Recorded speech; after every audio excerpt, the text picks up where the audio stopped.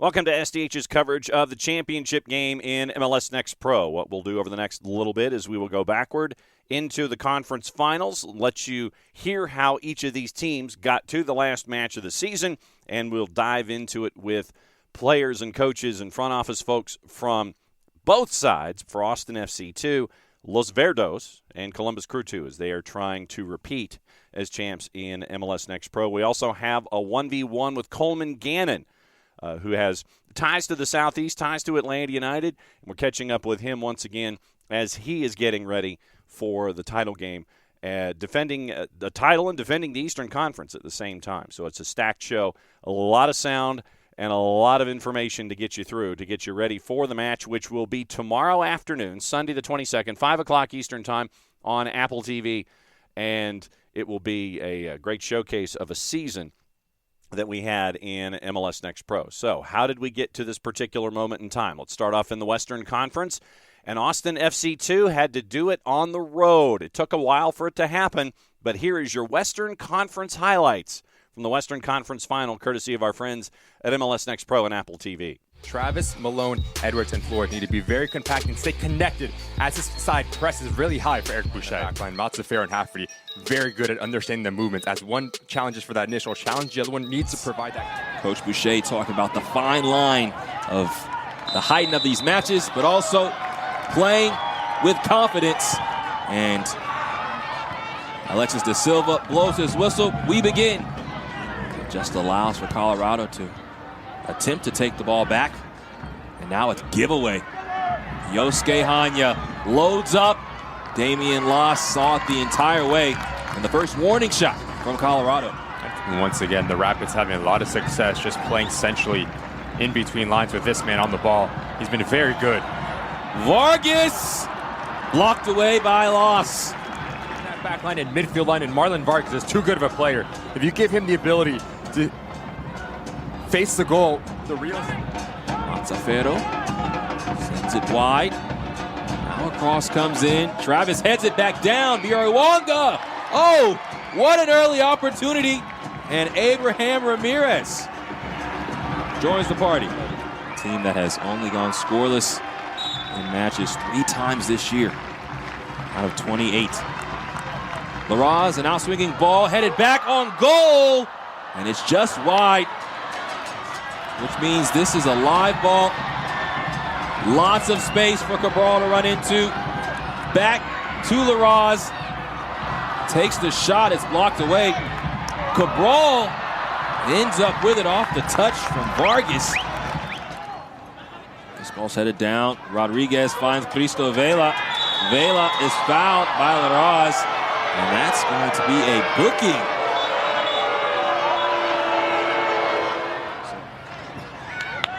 This is Noel. Valentin Noel flips this towards the back post. Rodriguez can't hit it cleanly. And it's a slow roller. Rising up, trying to find the ball. But that'll do it for the first half. Austin and Colorado knotted up 0-0. No halftime subs for either side.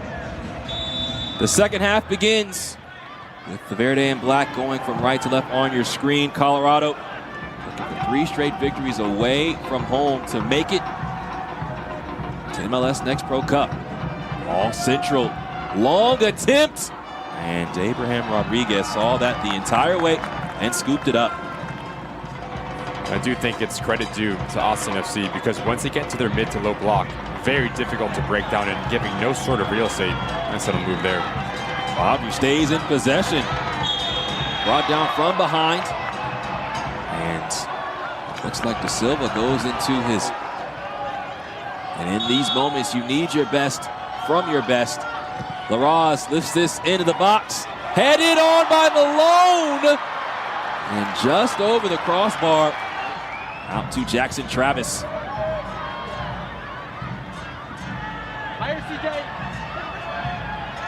Vargas back to Yapi. Right at Damian Las. Pino on the pitch. Almost a disastrous mistake by Colorado.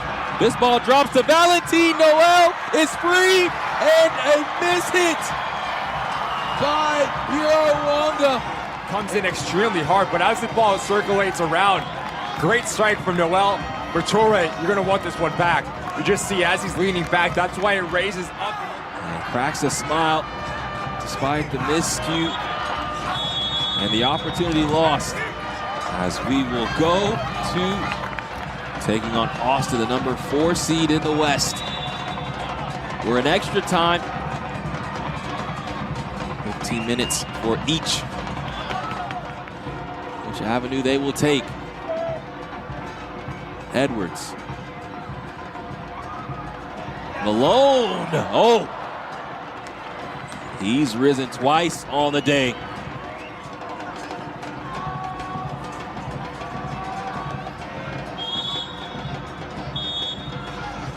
And the first extra time session ends as... Because so many times they leave themselves vulnerable when they try to high press. We'll see some subs come in. Ocampo Chavez comes in on the front line. So now it's a different look for Austin. Yeah, we'll see who will take this throw in if the ball comes into the box. It does not. Back to Edwards. Leaves for Aguirre. Excellent turn. Opens up into space. Robinson Aguirre from distance does not trouble Damian Las. Noel. Biruanga out to Fadri. Cross comes in. Turning is Biruanga. And Rodriguez so big on the near post with the block. Patient in the build-up as this ball plays.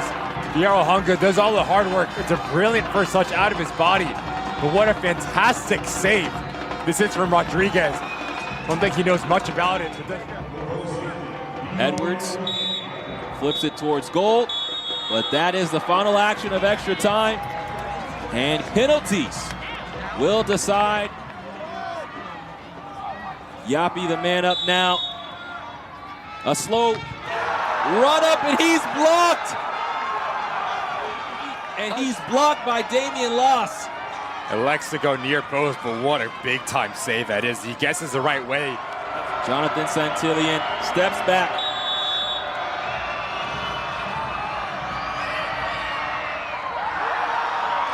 What a shot to send his side to Next Pro Cup. Jonathan Santillan.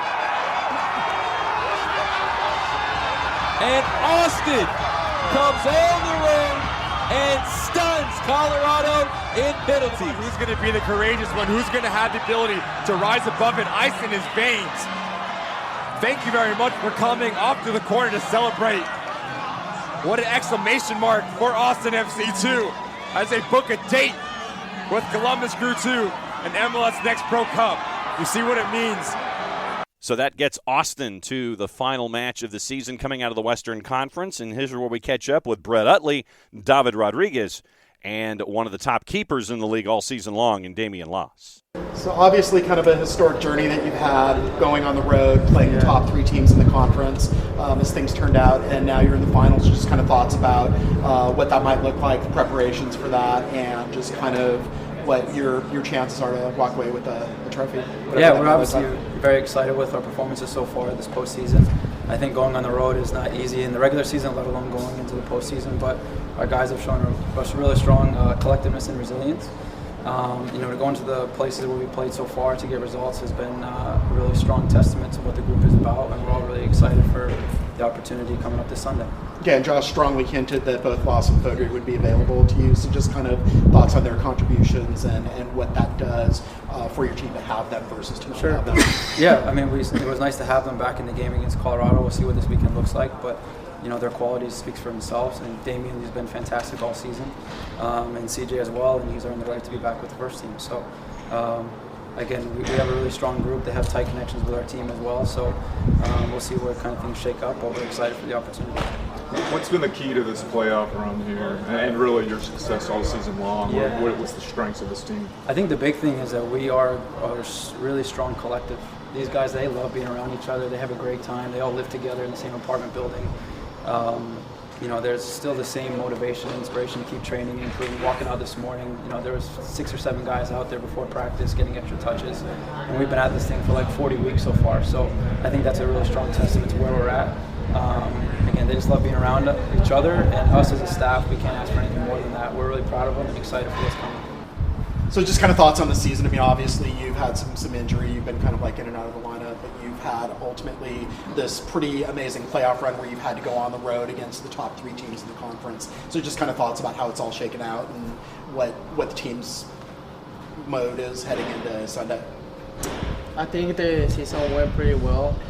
Unfortunately, we couldn't host a playoffs game, but I think it was a really good motivation for everyone.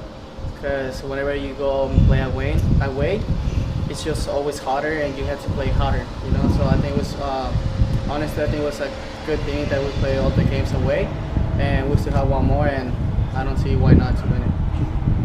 What's been the key to the playoff run? I mean, like I said, no goals allowed. What's been the key defensively? I think it's a pretty simple thing through the whole season. It's been the same thing, just really be compact on the defense, everyone working, just not the defense, forwards, midfielders, so I think it's just an effort team. What's been the key to this playoff run here? I mean, you guys have been really strong defensively, no goals allowed. What's been the key the last 3 games here? No, honestly, it's just us being confident and collective, and overall just competing and just being ready to win, and that's the main objective, is just to win the game.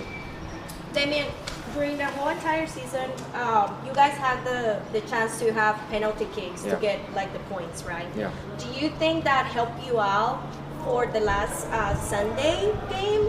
Yeah, I think just throughout the season, having the experience to be in shootouts, it just definitely made me more comfortable being in that situation against Colorado. So, yeah, I think overall, just throughout the season, having penalty shootouts helped out a lot.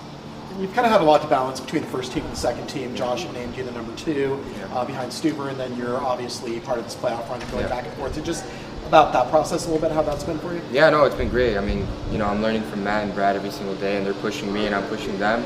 And just for me, just playing games and getting the experience every single weekend is the most important for me. You still mad about goalie works? Yeah, still am. But I mean, for me now, I've won goalie of the year and the Western Conference, and now there's one more. So for me, I can't argue with that. I think the 2 things I've won now is more important, and hopefully the 3rd can come too. Once again, thanks to our friends at Austin FC for helping us out with that particular sound. Now to the Eastern Conference, and once again, it was a team that had to do it on the road, and Columbus Crew 2 did exactly that. Here's your Eastern Conference final highlights with Crew 2 and New England Revolution 2. Once again, courtesy of our friends at Apple TV and MLS Next Pro. 3 changes for Reds 2 today. And you're looking at that top line, right? Adebayo Smith, he's going to stay high, and he's always going to be that threat. And we had the chance to talk to Laurent Courtois. He says, look, we want to get on the ball a bit more and dictate tempo on our favor. So you're looking at Haha Brune, and you're Just 3 more games to go in this 2023 MLS Next Pro season. And the space right through the middle. It's Fry. And he's charging forward. He's looking to pass, but Fry continues on. Now he's tripped up. It's a free kick coming and a yellow card to Taha Brune.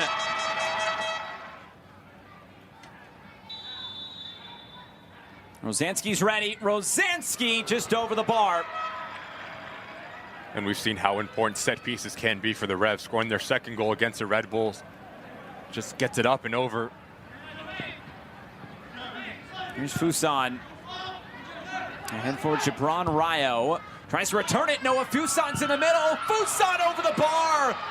Just lacking a bit of composure right in front of goal. A great chance for the Crew. Side between Fuson and Gibran Rayo. No one tracks to run from Fuson. You can't give him that time and space.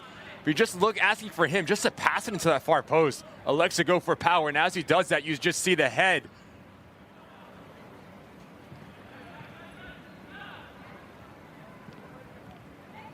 Quick passing, Micheletto. Micheletto goes for goal. Had the attention of Campuzano. How do you relieve that pressure? You have to have the ability to invite contact just like that. But bring players in. Hasn't been good enough for Adebayo Smith here. Here's Bunbury. Micheleto tried for the quick strike. Still not gone. Micheleto's trying to keep it alive. It's Noah Fuson right in front, all the way to the back post into side netting. Another great chance for Matteo Bunbury and Columbus. Good assist from Marco Micheleto, the composure to see this run beyond the line from Noah Fuson. He bypasses Habrun, and do you think Noah Fuson's caught between two eyes? Is it a shot on goal? Is it to that back post? But nevertheless, if you're Bunbury, that has to be in the back of the net. You're uncontested. Just put it across. Bobbled, but he's able to collect it. And that will bring the first half to a close. And I think this New England defense will take that 15-minute break upcoming. After spending almost 10 seasons in the Toronto Academy, as we are underway. Okello also playing for the first team and for TFC2 as well.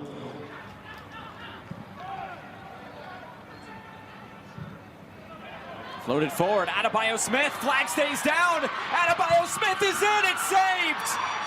Adebayo Smith does very well to check himself. Almeida keeps him on side. And you're asking him to pick out a corner as this ball drops kindly to you. Bit more composed. He hits it extremely well, to be fair, but Lapkus, ability to pick out spots. Here we go. Rayo with options ahead. It's Holstad. Clay Holstad out of play. Boy, there were 4 or 5. Mozanski again, just the second corner kick of the game for New England. It's Souza just wide.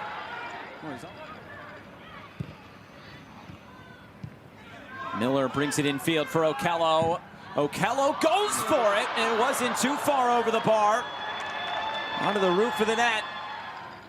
Mohamed. And this is taken by Campuzano. How many times have the crew got in around the edges of the 18-yard box? That's going to be a silly one for Rayo to pick up. Opportunity for the development of the young talent on this play. Here's Micheleto. Micheleto! It's saved by Campuzano! What a save there! And how just so much time and space for Marco Micheleto. Head up the whole time. Kaye never closes down the window. Here's Roberts just floating it forward, a hopeful ball. Fuson keeps it alive. Noah Fuson, Marco Micheleto.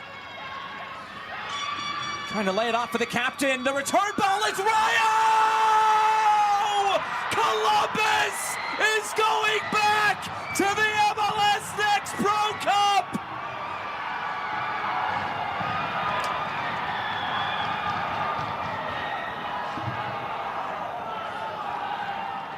Big-time players stand up in big-time games. You're asking for someone to create something out of nothing.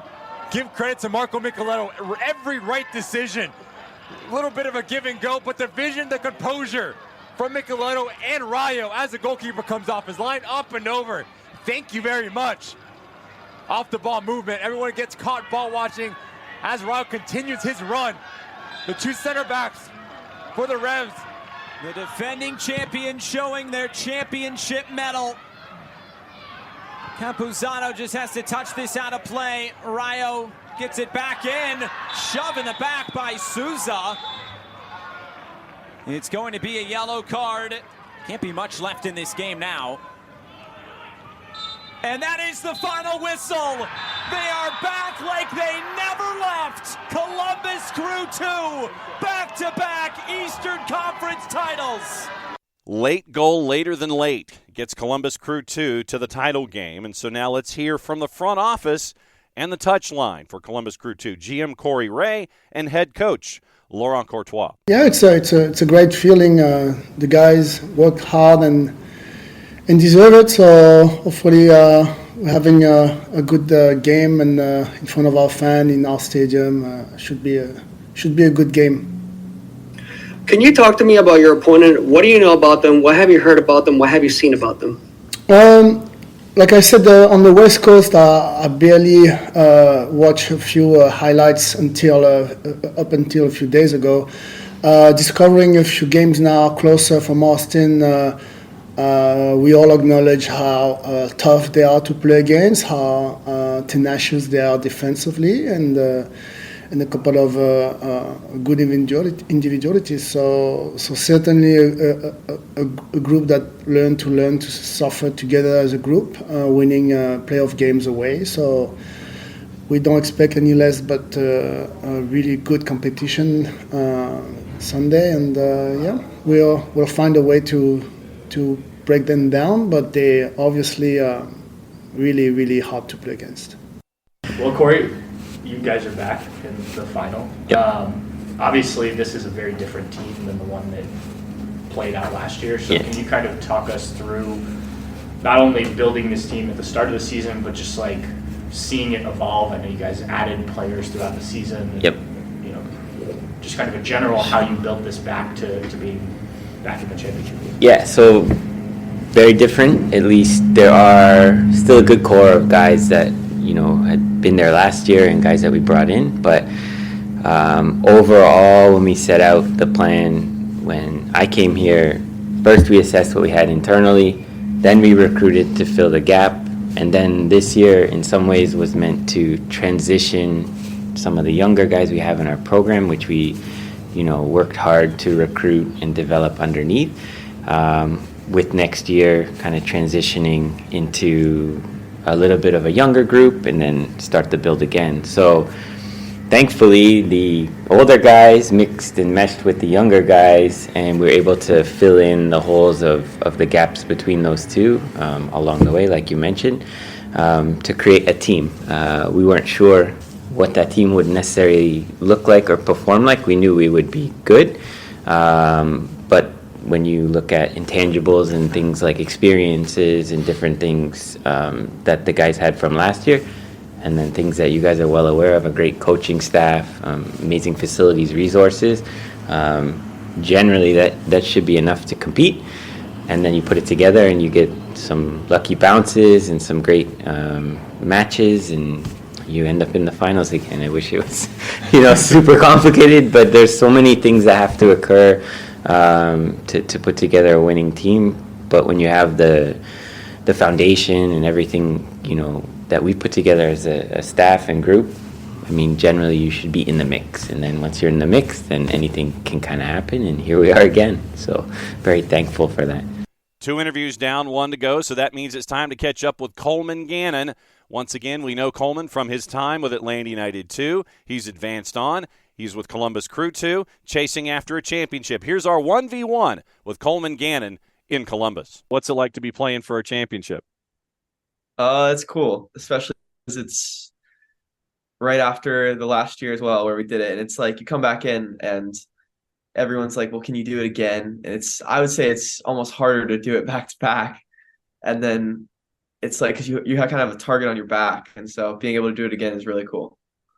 So, I mean, how soon was it before those conversations started after winning it last year? So what about next time? Can you do it again? I mean, literally, how much time did you guys have to breathe and enjoy this before everybody's sitting there and wanting that next one? I mean, as soon as we were back in, it was that was the goal. That's what we were talking about. So I think this has been what we've been working towards. How have you improved as a player this year? I know traditionally when we catch up, it's about progression and how things have been for you, especially folks here in the Southeast that know, your starting points. How have you improved this year now that you've had a chance to finish another season in MLS Next Pro? What about your development? Where do you think you are? I actually think I've progressed a lot. I've put a lot more focus into certain aspects of my game, like play in the pocket and just overall like playing build up and all those types of things. Like I feel like as a younger player, you focus so much more on the final product, the final third, but you really have to think about the other stuff leading into that so that when you get there, you're like, you know what I mean? I think there's a lot of things I needed to work on, and I started to do that more. And when it comes to this run, I mean, let's go back. I mean, the pick your opponent round, the pick your opponent round. First off, what do you think about that idea of picking your first round opponent? I don't know. It's a little weird. I'm not like the hugest fan of it, because when you choose someone, it feels like you're almost like calling them out, and it gives them more fire to play against you. And like I know that's how we felt when Crown Legacy chose us. So I feel like that's obvious how Orlando is feeling. So I feel like it almost adds more motivation to get picked than to be the one picking. And you end up, getting the Duke against Orlando in the 3-5, and then, Crown Legacy. It's just like, yeah, we want Crew. And it's one of those where it's like, be careful what you wish for in those situations. Exactly. Yeah.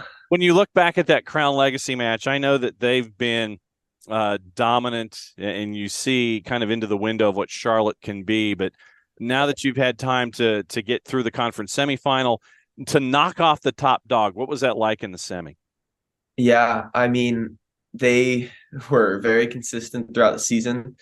And obviously, I mean, they had to make a choice. It was between us and Red Bull. And I mean, personally, I wouldn't have chose us. I mean, I think that it was a tough choice, but coming in, I mean, choosing to play the champs or the previous champs, I mean, it's like you kind of have to think that you're going to motivate us more, if anything, when we're coming in to play you guys. So I think that was what we really needed. Like if we even needed a push to want to beat them more, they chose us. So, and you get the one goal there, then you go to New England, and all of this is being done on the road. After that, after that first round, you go to Matthews, then you go back home, regroup, you go to Gillette, you get the late goal there. I mean, this has almost been like cardiac Crew, if you want to talk about it that way.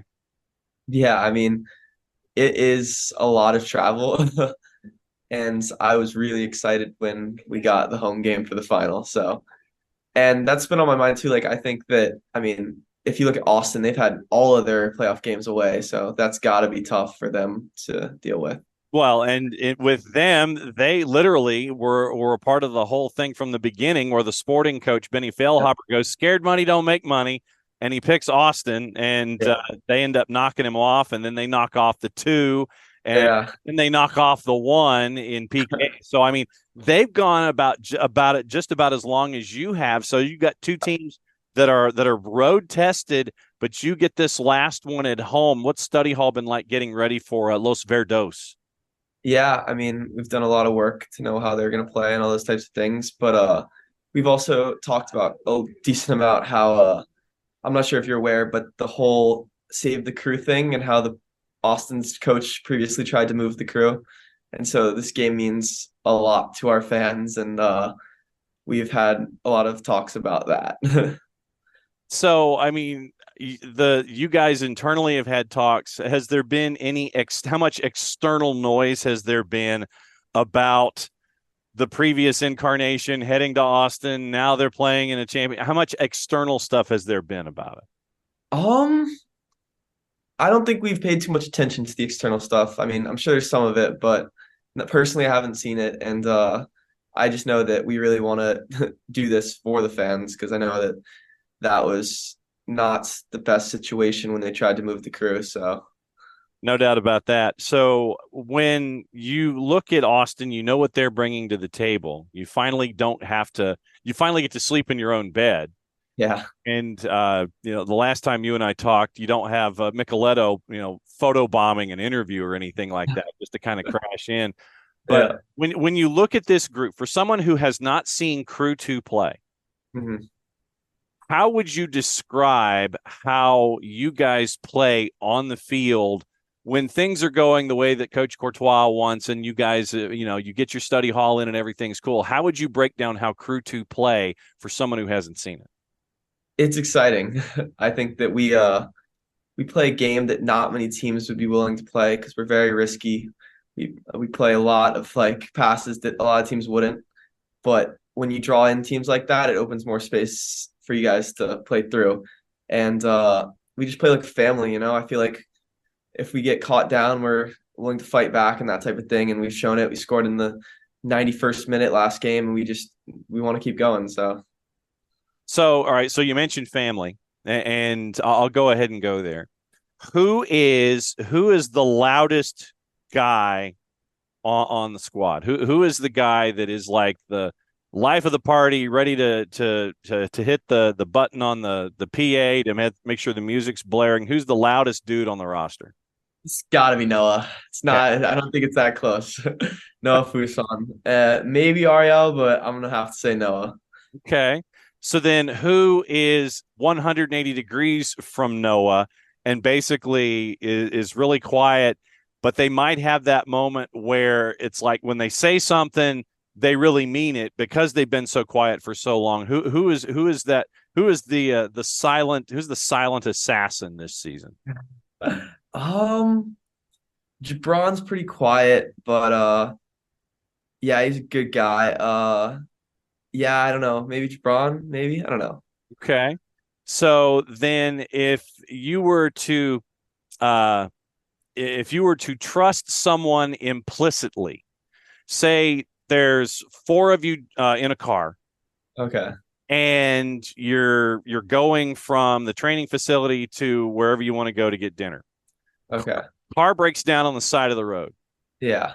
Who is the one who's going to jump in the back, grab the spare tire, and make sure that that it gets fixed? And then who's the one that's going to sit there and go, "Nah, bro, that ain't me." That is a tough one.